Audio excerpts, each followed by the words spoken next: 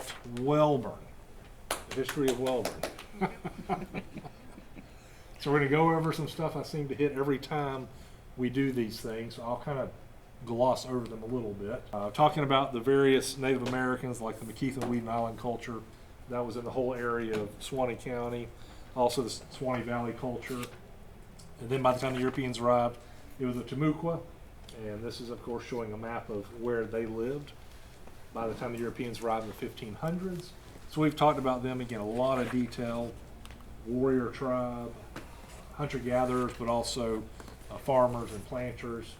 They had villages all throughout Suwannee County, including around Wellborn, presumably. And then by the time we get into, I guess, the United States history, after the United States was established, the Indian tribe or Native American tribe that lived here were the Seminoles, which were those runaways from various parts of south part of the United States, Georgia, Alabama, Carolinas, those kinds of things. So the Seminoles that lived here, various villages, especially around springs and the river. And this is Osceola, not a chief, but Osceola, the war leader. And they were here in the early 1800s when Florida became a U.S. territory and eventually when it became a state. They were pretty much gone by that point. So, the Wellborn area. The earliest, or one of the earliest settlers of that area that I know of was a man by the name of George E. McClellan. His middle name is either Edmund or Edward. I've seen both variations, but most of them say Edmund. But George McClellan was born in South Carolina in the Barnwell district in 1808, although some sources also say Georgia. So it's hard to know sometimes some of these early details. But anyway, he was born in 1808. He moved to Florida before 1830 because he was very early on one of the early clerks of Hamilton County, clerks of court. He then moved to what's now Suwannee County. At that time, it would have been part of, depending on what year he moved, it would have been either part of Alachua County or Columbia County. But he moved to what's now the Wellborn area by 1830-ish, and he had a 560-acre, basically plantation. To begin with, later he had more than 2,000 acres. So he was a pretty well-to-do man, and so that helped him a lot. He had married a woman by the name of Sidney Taylor prior to 1831. They had 11 kids. I think only 5 of them survived to adulthood, 10 or 11 kids, 5 of whom probably survived to adulthood. But his home was a stop on the Stagecoach Road, as you would go between, say, what's now Jacksonville, St. Augustine, that area, coming across through Pensacola. There was an old Stagecoach Road, or the old Spanish Trail, and his house was a stop on that. So that's kind of where they trade out the horses. That's where they would tend to any injured people who were attacked by the Seminole Indians who were attacking them, and also drop off and deliver things. So he used that. He also opened a post office in his home. Don't know the exact year. There's different dates that are discussed, but looks like probably in the 1830s he had a post office established in his home there at the community that he called Little River. That was the name of that community at the time that he had established. It was a, basically there was a river, if you will, Little River, that went from Wellborn Lake to McClellan Lake. And so he called it Little River because that's where he lived by. Let's see. Yeah, Little River, that his community. It's kind of funny because about 50 years later, there was another community called Little River, which was about probably 10 miles south of that, around McAlpin, just east of McAlpin. So there's been 2 Little Rivers in our history. So the first one was one with McClellan. The other one was a little bit further south of there later on. Now McClellan, his main source of income was his plantation. He farmed all kinds of crops. He also had slaves. Looks like in 1850 he had 14 slaves between the ages of 6 and 62. So the whole gambit there. He served in lots of different official capacities as a politician and such. He was the probate judge of what at the time included Suwannee County, but it was part of Columbia County still. But he was probate judge between 1841 and 1845, excuse me. He was also a representative to the state legislature. And when Suwannee County was established at the end of 1858, he was one of the first county surveyors, which was very important because most of Suwannee County in the 1850s was still virgin. Nobody lived there. So surveying was very important to determine who got what property when it was sold. So he was very big into that. His wife, Sidney, passed away in 1860, and very shortly thereafter, I mean, he was by this point in his 50s, he married a woman by the name of Celestia Relief Holman. She was much younger than him. They had a child named Edmonia, which tends to indicate his middle name was Edmund, so they named the girl after his middle name, Edmonia. But she died 9 months after her birth in May of 1862, so she didn't live long. So during the Civil War, which was 1861 to 1865, he actually was commissioned as a captain in the Confederate Army. It seems like he was usually here, though, locally, part of maybe the militia that kind of protected Florida and the frontiers from the Union forces. From what I can tell, he pretty much stayed around Florida.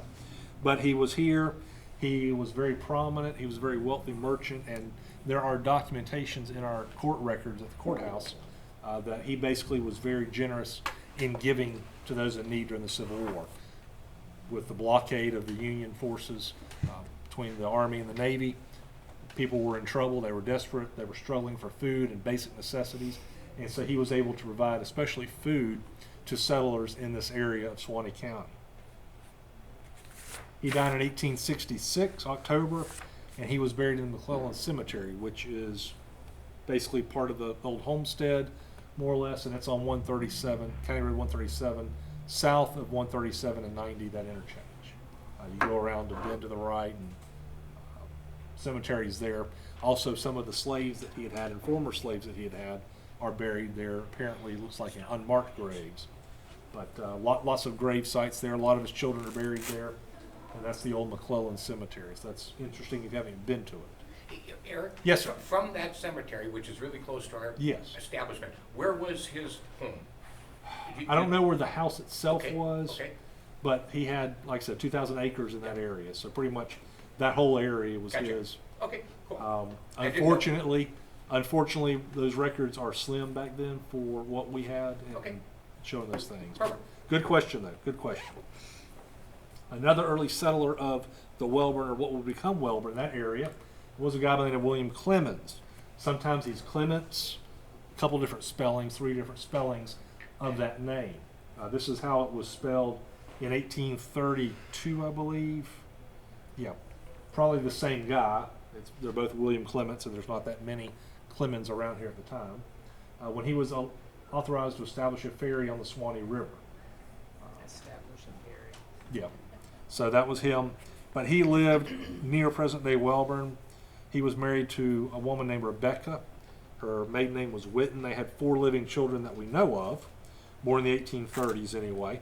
Another source says he had 5 children that survived. So we just, again, a lot of conflicting records, a lot of just partial records. We don't know tons of information about these folks because, number one, Suwannee had not been established as a county yet. Number 2, and I'll talk about it in a little bit more, Columbia County, of which we were a part of during this era, had at least 4 fires that I know of where they lost their courthouse. So all those early records pretty much were burned up. And people would bring in copies of their deeds and such, but there's still a lot of history that has been lost of those early decades of Americans living in what's now Suwannee County because of it. But let's see, yeah. So he lived in the Wellborn area. He was also related, it looks like, to the Carvers, who were another family that lived in the Wellborn area. We'll talk a little bit more about in a little bit. So as the 1830s get halfway through, we've got the Second Seminole War that breaks out in basically the end of 1835. So that lasts until 1842. It's America's longest war until Vietnam. Gee.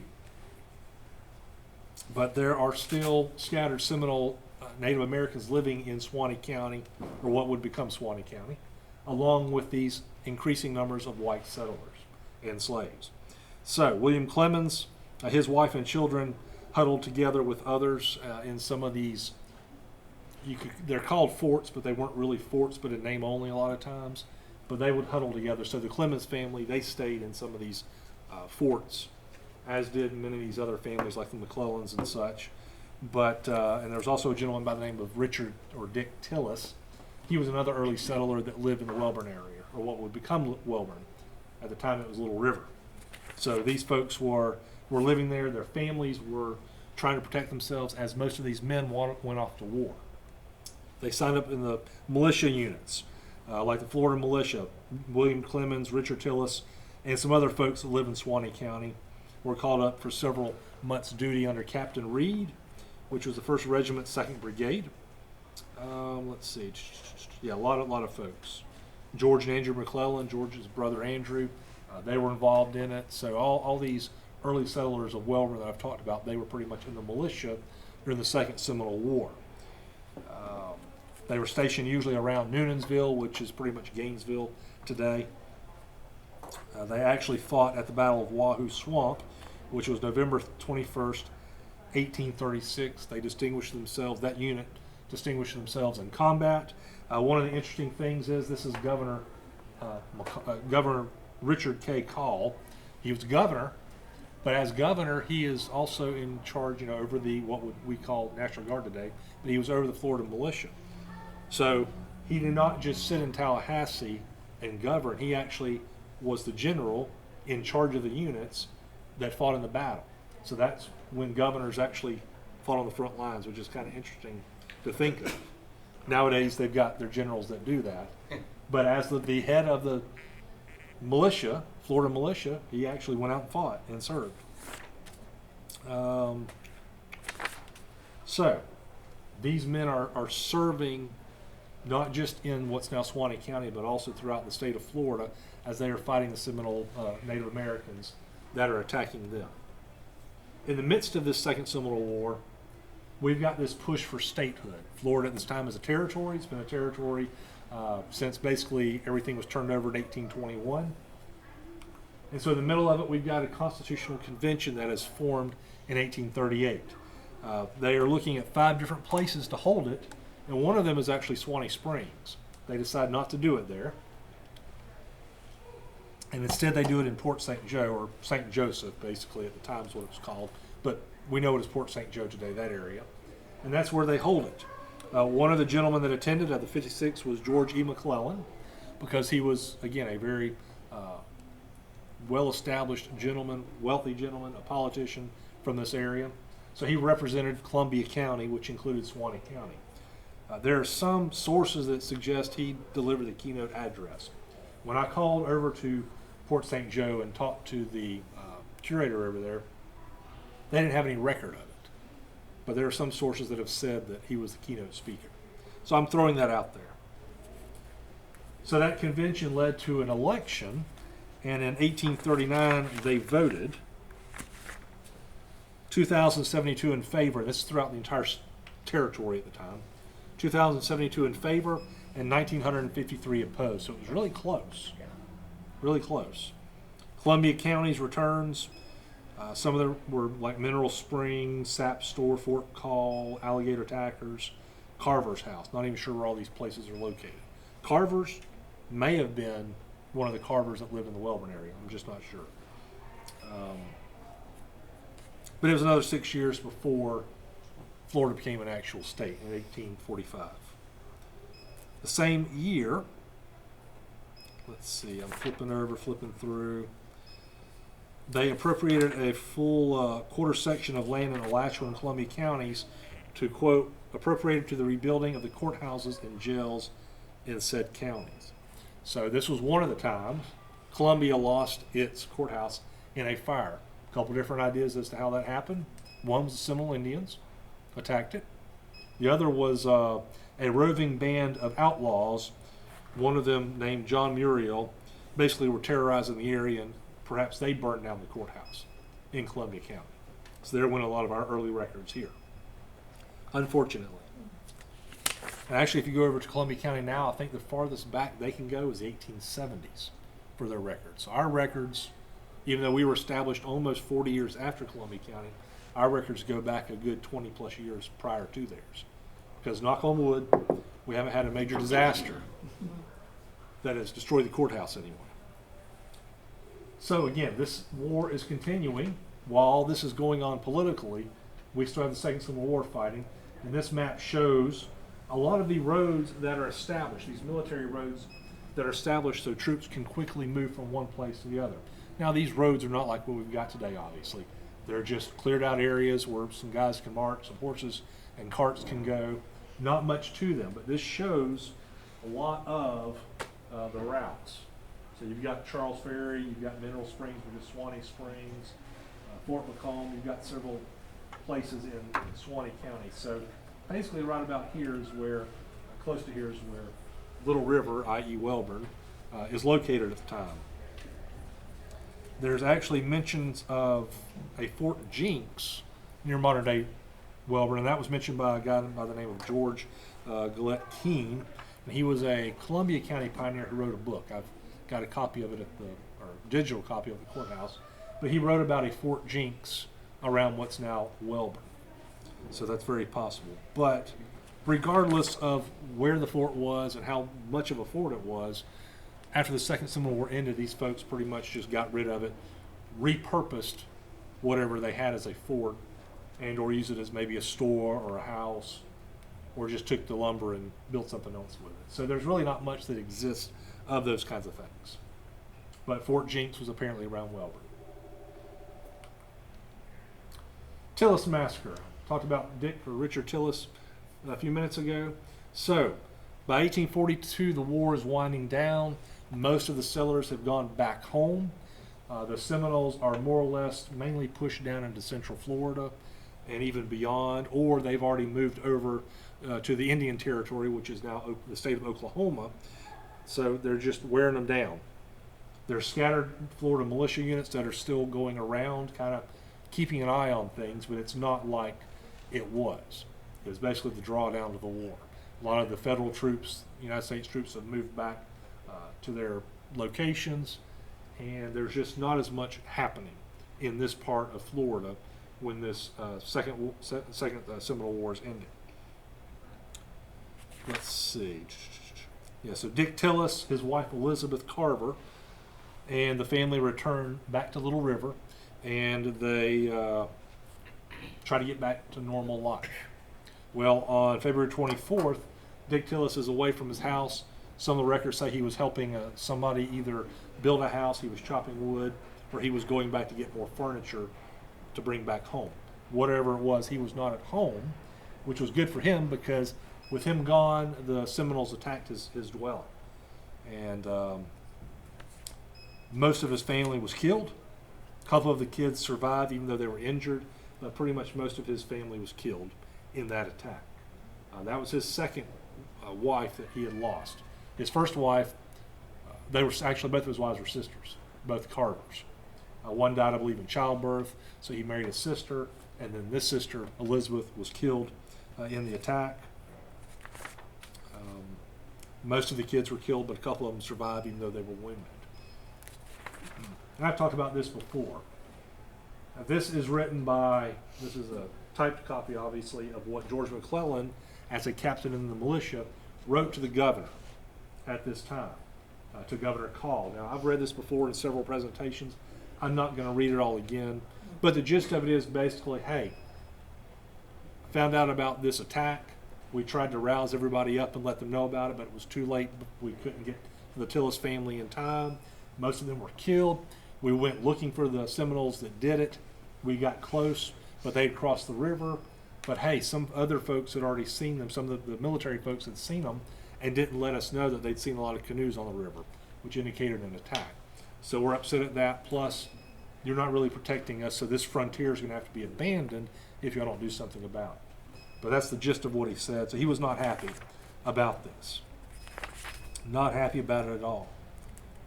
But like I said, I've done this, read through this a couple times in other presentations, so I am not going to take the time to read it. But the war ended basically later that year, and the Seminoles that were left either moved out to Oklahoma, Indian Territory, or went down to the South Florida, where nobody would ever want to live, apparently. No Americans, anyway, would want to live. So we move into the 1850s as more settlers come into the area. There are lots of settlers, and so some of them are saying, hey, we would like to have our own county. We would like to break off from Columbia County. This map here is the 1850s and shows what was Columbia County at the time. So it's actually part of basically 3 modern counties at this point, maybe 4 even. What's now Suwannee, Columbia, and Baker, I believe. There may be part of another one in here too. But the capital was Alligator, which is now Lake City. And you can see Little River here on the map. Little River was McClellan's, that homestead. And here's another Little River that was coming through. And down here is where the other Little River would be later on. But you've got White Springs up here, Suwannee Springs. So Little River, you can see all the roads going from it. Lots of different roads. So Little River was a hub of the territory or the community of Suwannee County at that point. So 1855 rolls around, and the legislature is heavily discussing the creation of a new county. It actually goes to vote, and it's sounding good. December of 1855. There's a couple readings. It passes, but the final vote is 8-4 and 9 against. So it does not create Suwannee County. And the other county was, I believe, Taylor. Yeah. So they decide not to create Suwannee and Taylor counties at that time. Taylor gets created the next year, so does Lafayette County, but it's 3 more years before Suwannee becomes a county. I don't know all the politics involved in it. There's not that in the records. We almost became a county in 1855. They did establish a mail route in 1856 because there were still more people moving in to this area. So they established in mid-December of 1856 a mail route from the house of George McClellan on Little River to Shoaltown on Suwannee River via a few different places, about 30 miles distance pretty much. And this map actually, I believe, is from 1856. And you can see it say Little River PO. So either there was already the post office there, which is what I think, or whoever drew the map was Johnny on the spot and drew it the same year they approved it. I think it was already there. They just maybe reapproved the post office. Finally, in 1858, Suwannee becomes a county. December 21st, there are still more people that have moved in, and so it is established by Florida legislature. The elections are held in April of 1859, so several folks are elected. I believe that's when George McClellan was elected the county surveyor. Let's see, blah, blah, blah. Moving on. So that's the first map of Suwannee County as Suwannee County that I've got. And as you can see, Little River, boom, right there. There's not even much showing. You've got Charles Ferry, you've got Columbus, that's what's now Suwannee River State Park, and then Little River. Those are the main communities in Suwannee County in 1859. Not even a live oak. No, live oak does not really exist at that point. And pretty much Charles Ferry, there's not too much to it because the Reuben and Rebecca have already been dead for 20 years between 10 and 20 years by this point, depending on which one it was. The crossing has come up here, the railroad coming through that is being built is going through Columbus area. So that's where the majority of the folks lived, apparently, at least to have a community. So some of our early records. This is a document or a copy of the document I have at the courthouse, even still today. It was done in 1858, basically fall term of 1857, which flowed over into early 1858, January 2nd to be exact. And this is basically a judgment against Andrew McClellan, who lived in the Little River / Wellborn area. I believe it was maybe the brother of George McClellan. It is a judgment against him for $61.26. Now his descendant is my boss, Barry Baker, clerk of the court. And so when he started in office 16 years ago, I guess, I showed him this document. We talked about it. We joked about it. And I started computing the interest on this thing if it hadn't been paid. I'm assuming it was paid. But if it had not been paid, and every time I do this presentation, I recalculate. So this morning, I recalculated. And if there was a 5% interest compounded monthly, they would owe, the family, including my boss, would owe, on that $61.26, they would owe $414,267 and some change. If it wasn't paid, and if it was compounded at 5% interest monthly. So, I like to joke about that and show that to them from time to time. That's not actually the oldest record I've got. The oldest record I've got is 1848 at the courthouse, 10 years before we became a county. So it's very interesting, some of the stuff you can go through. Lots of records. Now, I always wash my hands afterwards, because you never know what stuff is on there after 170 years almost. Don't want to get sicker than I already am.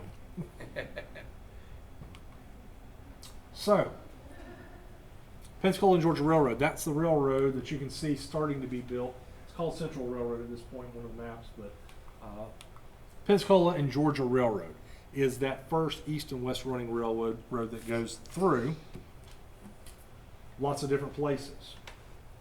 It doesn't go to Pensacola, and it doesn't really go to Georgia, at least initially. It goes from Jacksonville to Tallahassee and then beyond to Quincy eventually, with an offshoot down to St. Mark's, that was like the original railroad in Florida that was built, was between Tallahassee and St. Mark's. So that's pretty much what it is, this portion of it anyway. So they start construction in 1857. It had been approved a few years before, which is why that other map had it. But it really started in 1857. It was completed in 1861, right before the Civil War started. And it's kind of where Live Oak really gets to grow. And we've talked about that before, because it becomes a connector into Georgia from that Pensacola and Georgia Railroad. But one of the engineers that works on this railroad is a guy by the name of Louis Wellborn Dubose or Dubois. If you want to sound French, it's Dubois. But maybe Dubose is how he pronounced it, and that's how it's spelled a lot of times. But Louis Wellborn Dubose. So, according to a lot of the stories that I've heard, and actually I've printed it before, he was given 162 acres near what's now Wellborn, just out of gratitude for having helped build the railroad. That doesn't look to be true, though. That's what I've heard and read all my life, but it looks like he actually bought 240 acres in 1860. He bought them $1.25 per acre. So good deal. But he bought 240 acres, and this would have been just a mile or two north of Little River. So just a mile or two north of Little River, where George McClellan and most of the folks are living, Louis Wellborn Dubose has bought 240 acres at $1.25 an acre, and he names the community Wellborn. He surveys it, plats it, and it becomes the community of Wellborn. So this is a poor drawing. Sorry, it's copied out of the first deed book. Very poor copy of it. But it shows basically, here's the railroad going through. That railroad he helped to design. And a lot of lands that the railroad owned. But then here's his 240 acres that he does own, kind of on the border of Columbia County. And you can see several streets laid out, Chestnut Street, Railroad Avenue down here, different ones that he's named after various folks. But he records that in 1860. But very quickly he sells off a lot of these lots. He doesn't keep the 240 acres for long, because after platting this community, he starts selling off to dozens of families, one of them being the McLaren family, which we're going to talk about several times in this presentation from now on. So Wellborn eventually gets a post office. Some folks say 1860. Some sources say 1865. I know it's at least 1865, because that's actually, I've got a date and I found some listings of it. So by 1865, we've got a post office in Wellborn. Jesse N. McLaren appears to be the first postmaster. So one of the several McLarens we're going to be talking about. Meanwhile, and actually prior to this, and I probably should have moved it a little earlier, but as the Civil War is going on in 1862, we see the death of Thomas Dexter, Thomas D. Dexter. Middle name might be Dennis.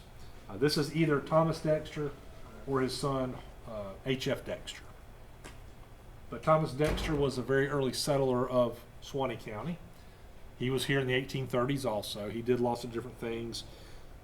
In 1860, he was our largest slave owner. He owned 53 slaves, so he had the most slaves in Suwannee County.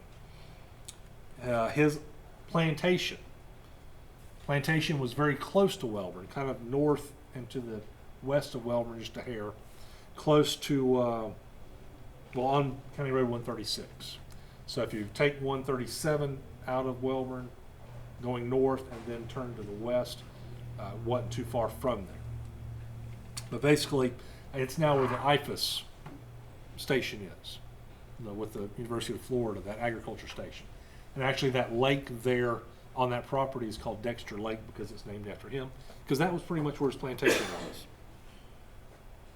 But he was born in Rhode Island in 1814. He died on October 21st of 1862.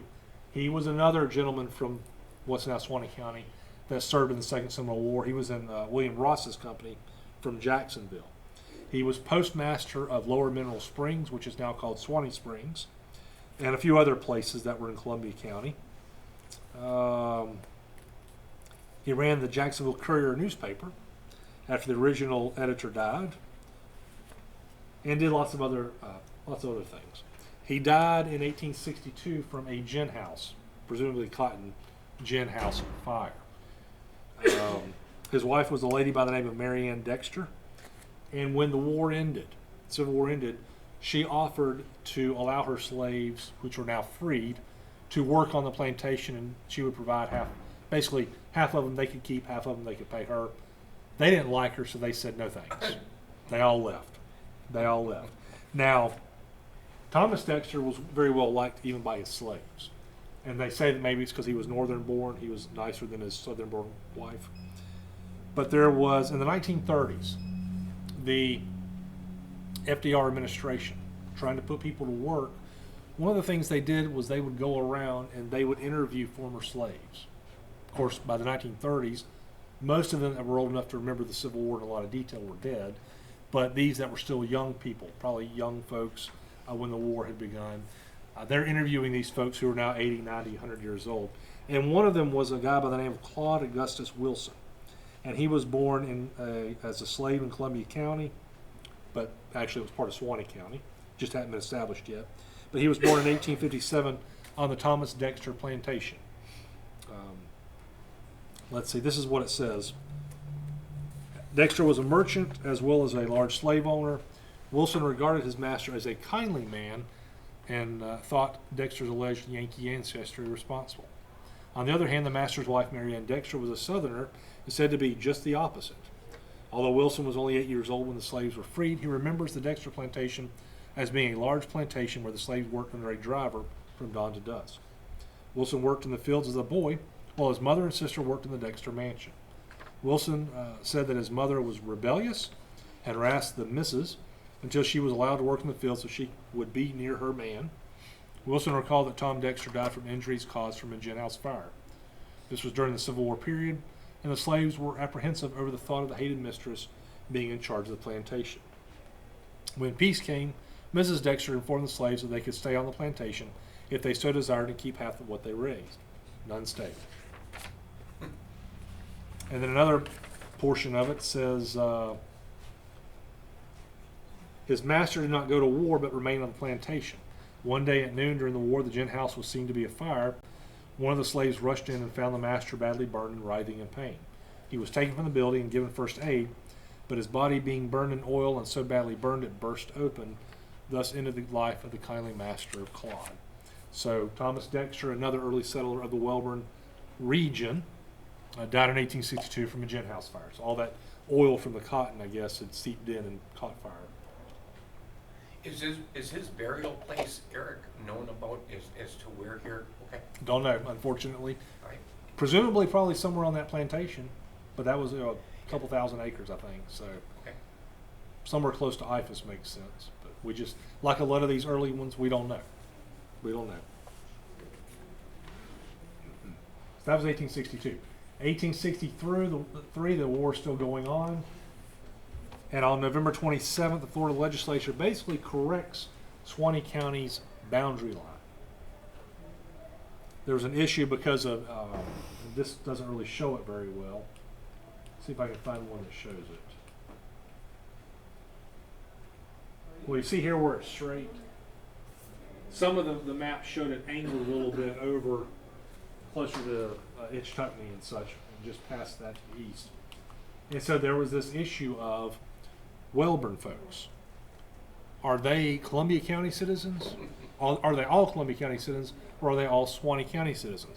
So they basically corrected the boundary so that all the citizens of Wellborn would be in Suwannee County.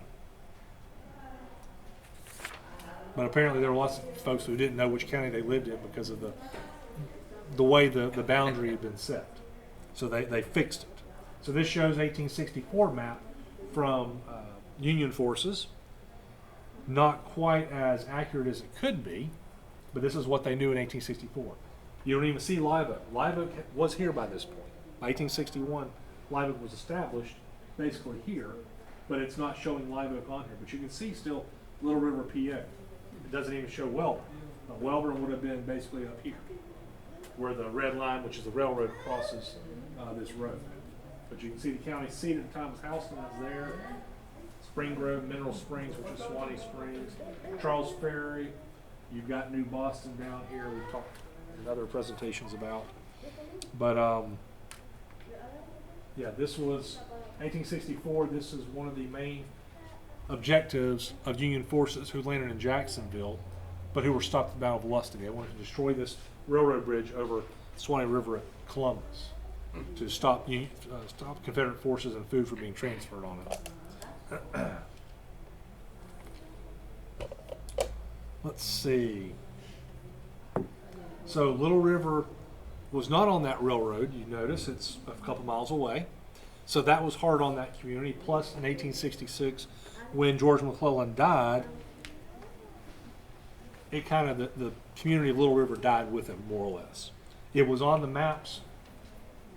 Little River and Wellborn were on the maps for another 5 or 10 years, but basically just in name only. Pretty much everybody else was now in Wellborn, and that's where they lived. So by the 1860s, the 1870s, Wellborn had a good many number of people, lots of kids. Some of the records I've seen that were close by, at least within easy walking or riding distance to it. The school board was established in 1869 on July 9th, and that was because of an 1869 Florida Act. Before that, the schools were all basically private. There was not a statewide school system. But in 1868, there was a new constitution that was set up. We basically got out of federal ruling because of that. Between 1865 and 1868, we basically had military governors, that kind of thing. But in 1868, a new constitution was established, and part of that included establishing schools, public schools of education. And so when it was organized, and when the school board finally was able to sit in September, but in their first meeting there were 2 schools that were approved, one in Live Oak and one in Wellborn. So Wellborn had enough folks, enough kids especially, to have its own school, which was good. From that point on, children could attend the increasing number of schools. And at one point we had basically 100 schools in the county, all over. Most of them one room, one teacher, 1st grade through 12th grade. I mean, talking about a little building, not big. But Wellborn had enough kids to have a school. 1884, there was a statistical newspaper that was published in New York City, and they showed Suwannee County had at that time 18 post offices. So 18 communities with post offices. The major communities were Live Oak, Branford, and Wellborn. And there are some sources that indicate at that period, Wellborn had about 250 families that lived within a 10-mile radius. Don't know if that's true or not, but I've read that. I've said that myself. That's what's been written down, so I'm passing it off to you as sounds good. We'll see. What year was that again? 1884 was when that 18 post office thing was. Late 1800, maybe early 1900s, 250 families. Lots of orchards around at that time. One of the largest orange groves in Suwannee County actually was in the Wellborn area, owned by a guy by the name of W.A. Tyson. And he served a lot of government capacity in the late 1800s, early 1900s also. However, in 1886 and then 1894, 95, then 1899, North Florida had some very hard freezes. And basically it killed the orange crops up here. So after that point, they went down further south, central and South Florida. Frost-proof down South Florida because it never had frost. So they said anyway. So the orange crop disappeared in Suwannee County. Again, a lot of them centered around Wellborn. So by 1900, those were gone. There was also a hotel, I'm not even sure which hotel, but there was a hotel that was mentioned that a lot of Northerners frequented that was in Wellborn. So a lot of people liked the climate. They liked to relax on Wellborn Lake and just enjoyed spending time there. By the late 1800s, early 1900s, Wellborn was a major shipping point for poultry, eggs, cotton, grain, and vegetables. And there was also, within a few years, there was a railroad spur that ran basically from Wellborn or through Wellborn up to White Springs. The Camp family had a lot of property, and they would bring stuff by railroad down, lumber, manufacturing, those kinds of things. So this is a map of 1891 showing Suwannee County. Live Oak is the county seat by then. You've got a lot of communities. You still see this railroad, this black line, and you see Wellborn right here on the edge. So that's where Wellborn was. You've also got a little river. Here's the other little river. Yeah. That's not the same little river that we've been talking about, apparently. That's too far south. Unless they're just really inaccurate with the maps, which sometimes happens. But it appears to be a different little river that was established about 1880, east of McAlpin.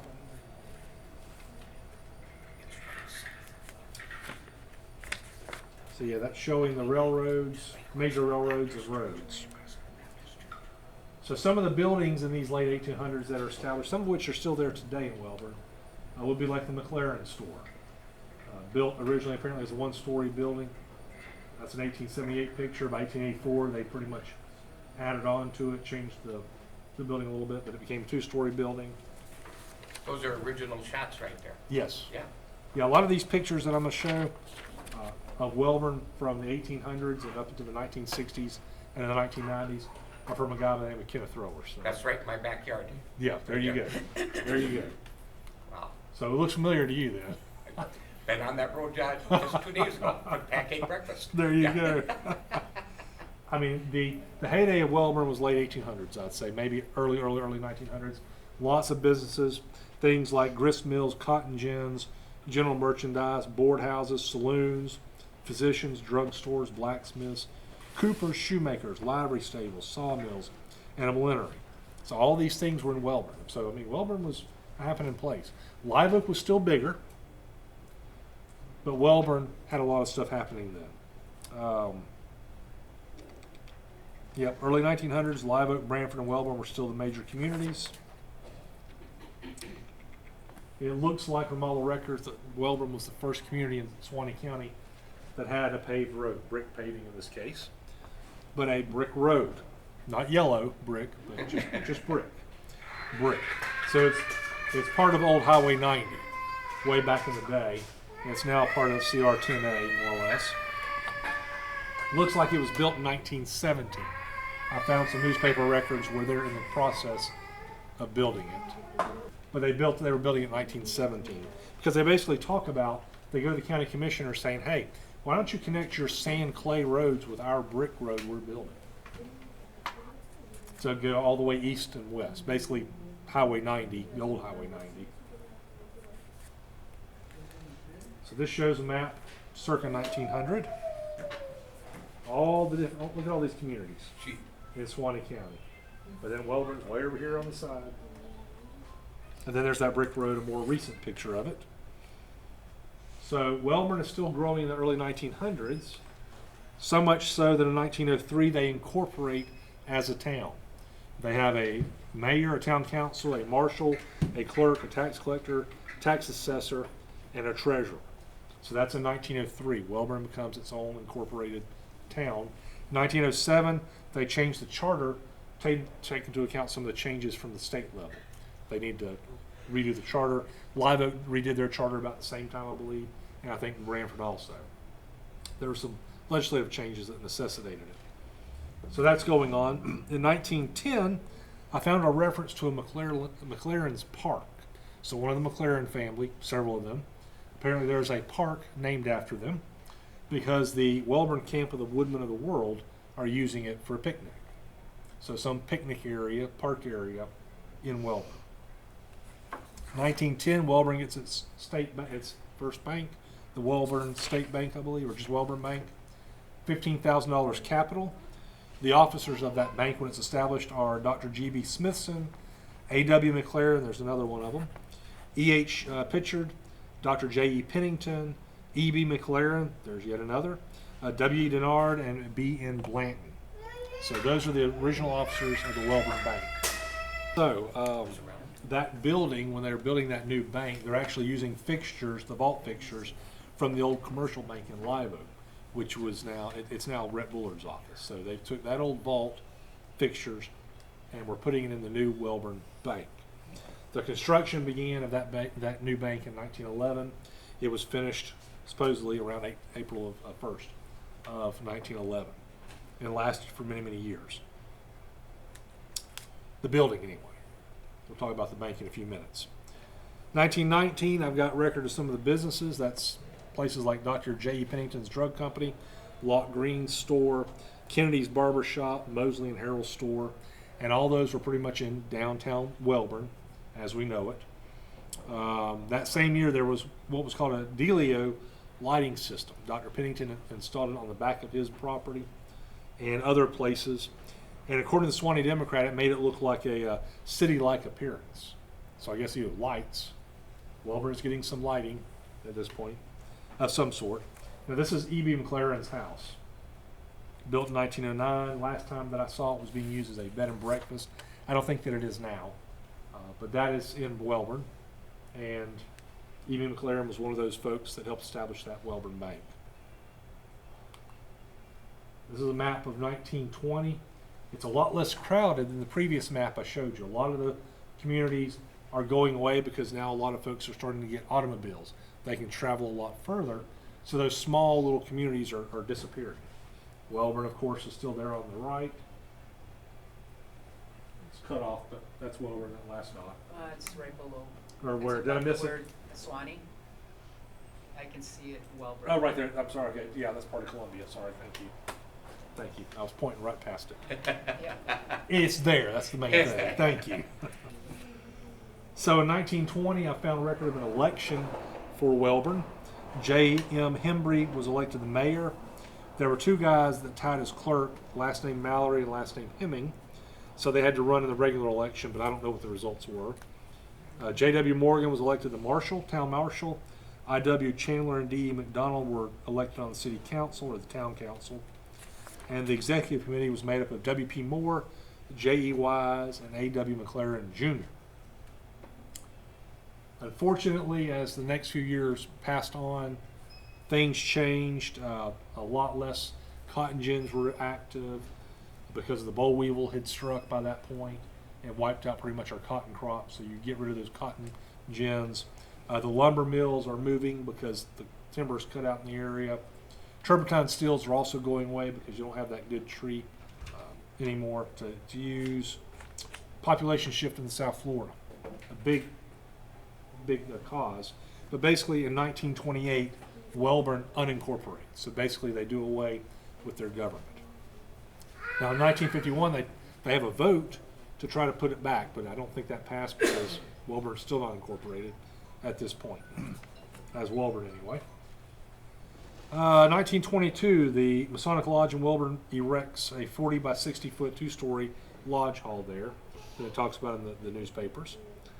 Also in 1922, some of the businesses that are in Wellborn that sell chicken or eggs are A.W. McLaren Company, Cobb and Knight, S.G. Adams for the Fletcher Brothers, W.I. Carver and Company, and then Harold and Mosley.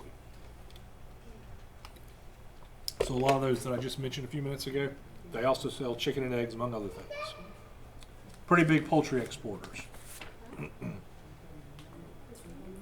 E.B. McLaren House, because I don't have a better picture, to show you. But in 1928, the owner, Dr. Smithson, the guy in charge, sells it to Governor Hardy, who is president of the Commercial Bank of Live Oak. Basically, times are getting tough. It's harder to run that bank.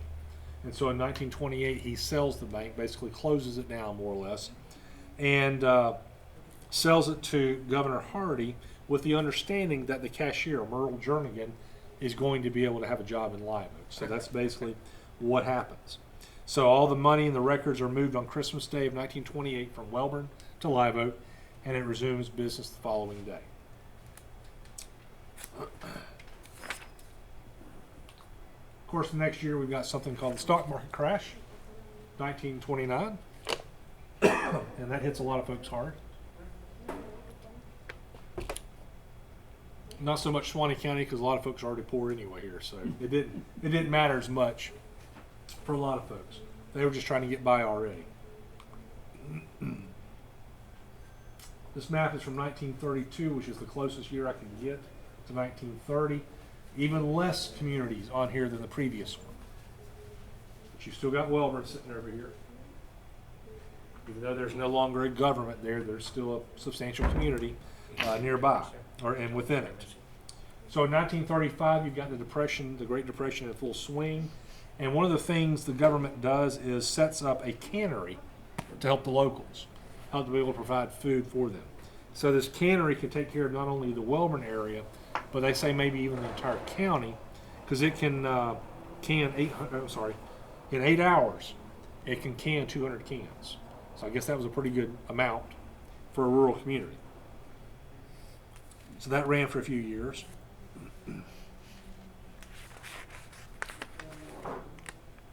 But again, most folks were just dirt poor farmers trying to make do.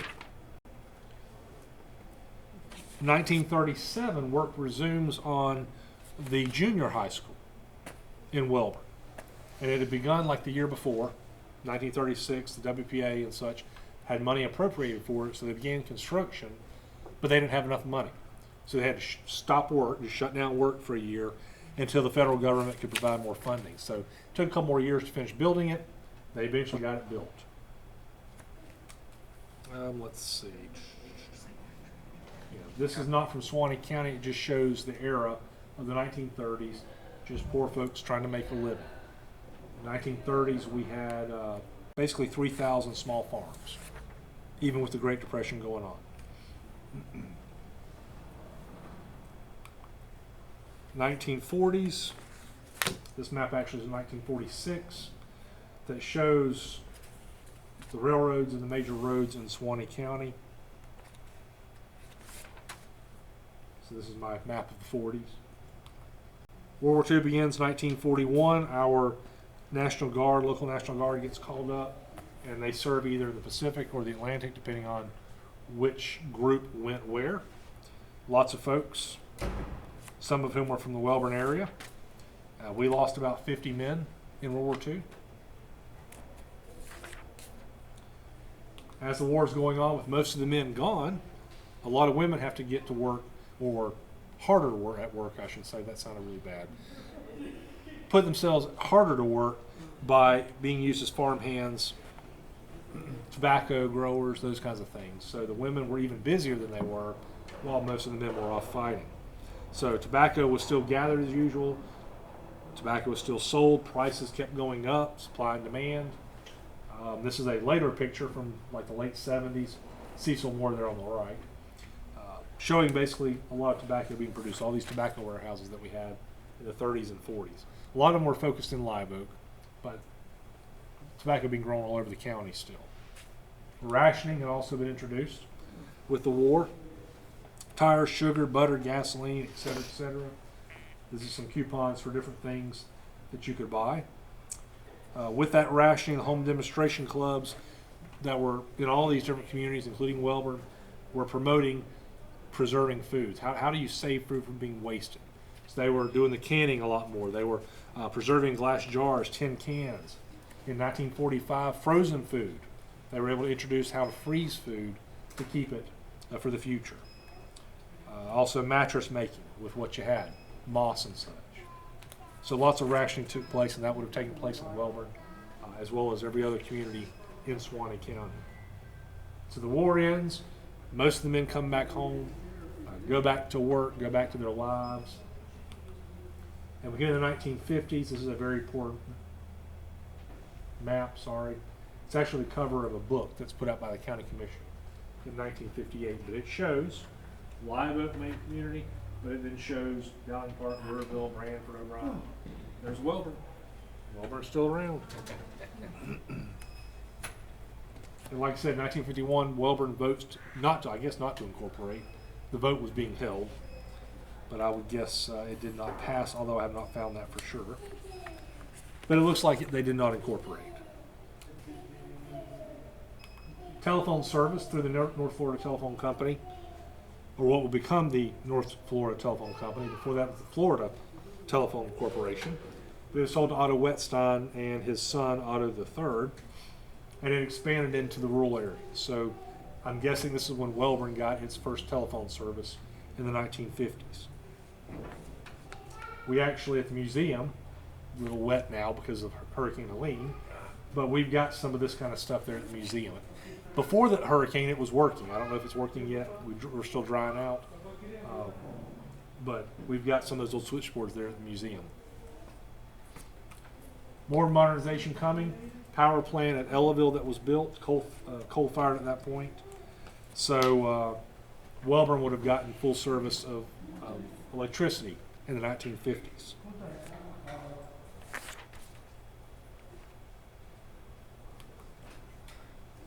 So a lot of these other photos are from Mr. Thrower that I mentioned earlier. But this is the Wellborn Train Depot here on the left, the post office and other places, 1965, 1966, somewhere around there. This is a picture of the downtown row of buildings, some of which are still there. The Wellborn Doctor's Office, the barber shop, the pharmacy, the post office, and the bank, again around 1965. They're just north of the railroad tracks. Now, I mentioned earlier that at one point in our history we had over 100 schools in Suwannee County. But as it became easier to travel, as people were now driving, as bus routes were now being established, the number of schools were being reduced. Plus, the teachers had to have more education. So no longer could you just pick some random person off the street and say, hey, you're the teacher, and you teach a room full of 1st to the 12th grade. You had to have a little bit of training and such. So these schools became consolidated. They became larger, more students. Wellborn School was one of those that was being consolidated. By 1960, there were only 7 schools in the county. One of them was still in Wellborn, but in 1966, 67, that was the last school year for Wellborn, and then it shut down, and they went either to Live Oak or Branford, depending on where they lived. This is a picture of that last year, part of the Wellborn Elementary School.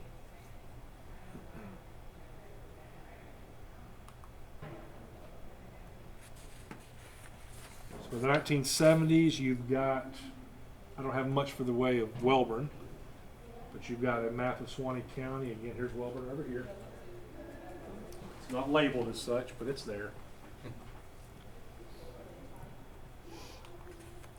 State Farmers Market is built in construction begins in 1986, just off I-75, which was a pretty new interstate at that point, and just to the northeast of Wellborn, more or less, allowing access to farmers. They could bring their stuff there and they'd be shipped by interstate, because it was on I-75, close to I-10. That was being completed at that point also, or had been completed by then. And so they can ship a lot easier than just local markets. So that helped a lot. Now today, I think it's used more for like a staging area for hurricanes and such. So probably yesterday, there were a lot of folks there, I'm guessing. In 1989, it snowed in Suwannee County. I was almost 12 at that point because it was December. I was about to be 12. So I remember it. Not a lot of snow. It was just enough snow that if you put on your socks, because we didn't have mittens, if you put on socks and tried to scoop it up, you'd get dirt with a little bit of snow on it. So that was your snowballs. You would then throw at your siblings. But it snowed in 1989, so these next few pictures are all from that snow of 1989, I believe in December. Jeez. Of when it happened. So this is the George Walters house, one of the old houses there. This is the CA Knight store when it was called the Game Room. Again, one of those very old stores. Pasco Jarvis's house, just north of it. Yep. The old millinery and a house behind the post office kind of thing. Let's see. This is looking south from the railroad track, so you see the old Wellborn cold storage, which burned down here a few years ago. The old Jiffy store and the cornucopia antiques. I believe that building's still there. It's another view of it. Jeez. Back in, again, 1989 with the snow. 1998, we had a flood. One of the few floods we've had over the years. Gee. So this is close to downtown Wellborn. Looking west on 130 or to 137 from the railroad tracks. So you can see a bunch of those old stores wet or close to being wet. This is a 2006 photograph just north of the railroad. Looking at a lot of those old stores that I've showed you. 100-plus-year-old buildings at this point.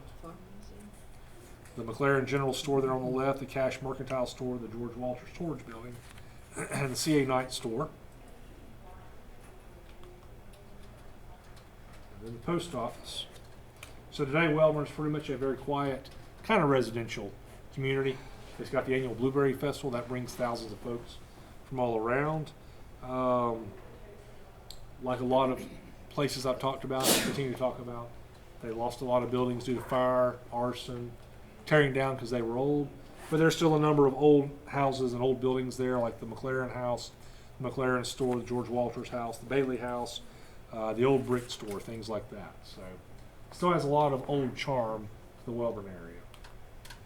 And that's a picture of the Blueberry Festival from a few years ago. Yeah, draws in a lot of folks.